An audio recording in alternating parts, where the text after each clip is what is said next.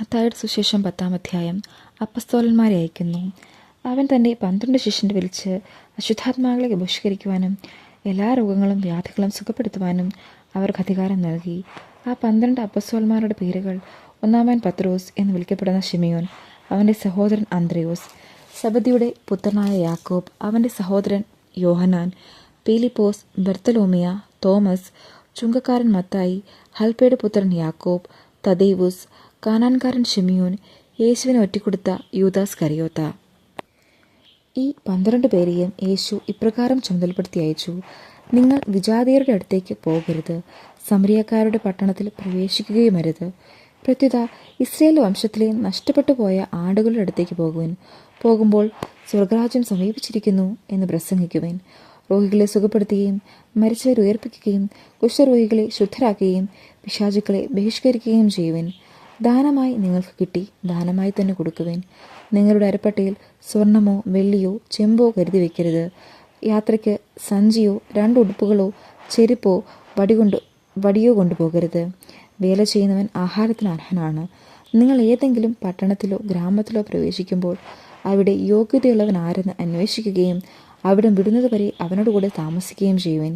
നിങ്ങൾ ആ ഭവനത്തിൽ പ്രവേശിക്കുമ്പോൾ അതിന് സമാധാനം ആശംസിക്കണം. ആ ഭവനം അർഹതയുള്ളതാണെങ്കിൽ നിങ്ങളുടെ സമാധാനം അതിൽ വസിക്കട്ടെ. അർഹതയില്ലാത്തതെങ്കിൽ നിങ്ങളുടെ സമാധാനം നിങ്ങളിലേക്ക് തന്നെ മടങ്ങട്ടെ. ആരെങ്കിലും നിങ്ങളെ സ്വീകരിക്കാതെയോ നിങ്ങളുടെ വചനം ശ്രവിക്കാതെയോ ഇരുന്നാൽ ആ ഭവനം അഥവാ ആ പട്ടണം വിട്ടുപോരുമ്പോൾ നിങ്ങളുടെ പാദങ്ങളിലെ പൊടി തട്ടിക്കളയുവിൻ. ഇത് ദിവസത്തിൽ ആ പട്ടണത്തേക്കാൾ സോദോം ഗൊമോറ ദേശങ്ങൾക്ക് കൂടുതൽ ആശ്വാസമുണ്ടാകാമെന്ന് സത്യമായി ഞാൻ നിങ്ങളോട് പറയുന്നു. പീഡകളുടെ കാലം. ചെന്നായ്ക്കളുടെ ഇടയിലേക്ക് ചെമ്മരിയാടുകൾ എന്ന പോലെ ഞാൻ നിങ്ങളെ അയക്കുന്നു. അതിനാൽ നിങ്ങൾ സർപ്പങ്ങളെപ്പോലെ വിവേകികളും പ്രാവുകളെപ്പോലെ നിഷ്കളങ്കരുമായിരിക്കുവിൻ.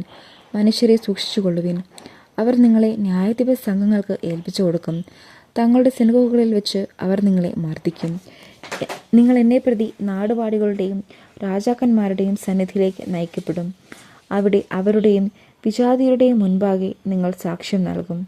അവർ നിങ്ങളെ ഏൽപ്പിച്ചു കൊടുക്കുമ്പോൾ എങ്ങനെ പറയണമെന്നോ എന്തു പറയണമെന്നോ നിങ്ങൾ ആകുലപ്പെടേണ്ട. നിങ്ങൾ പറയേണ്ടത് ആ സമയത്ത് നിങ്ങൾക്ക് നൽകപ്പെടും. എന്തെന്നാൽ നിങ്ങളല്ല, നിങ്ങളിലൂടെ പിതാവിൻ്റെ ആത്മാവാണ് സംസാരിക്കുന്നത്.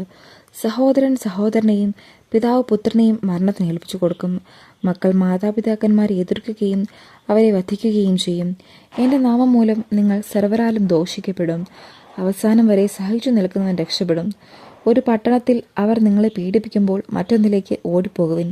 സത്യമായി ഞാൻ നിങ്ങളോട് പറയുന്നു, മനുഷ്യപുത്രൻ്റെ ആഗമനത്തിന് മുൻപ് നിങ്ങൾ ഇസ്രായേലിലെ പട്ടണങ്ങളിലെല്ലാം ഇങ്ങനെ ഓടി പൂർത്തിയാക്കുകയില്ല.